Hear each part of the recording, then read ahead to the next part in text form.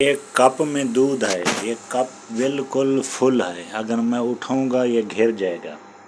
तो इसको खाली करने का तरीका मैं आपको बता रहा हूँ कि अगर चाहे दूध का कप फुल हो जाए तो इसको उठाए बगैर, हाथ में उठाए बगैर कैसे खाली कर सकते हैं या कैसे इसको पी सकते हैं। मेरी वीडियोस एंड तक देखोगे तो आपको समझ आएगी। इसको रख देना है इस साइड पे, ठीक है। इसको रख देना है इस साइड पे, ओके। लाइट भी जला दूँ। अब मोबाइल, कैमरा मैन नहीं है ना मेरा, मोबाइल मैं ऐसे पकड़ रहा हूँ, ऐसे,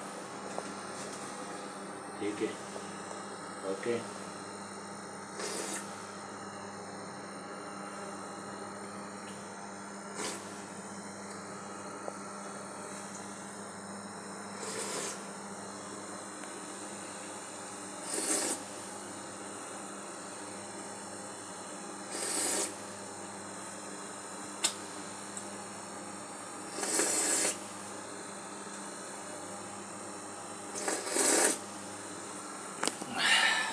ये देखो,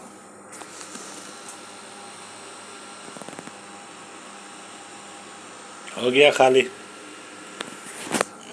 अब इसको मैं उठा के पी सकता हूँ ऐसे।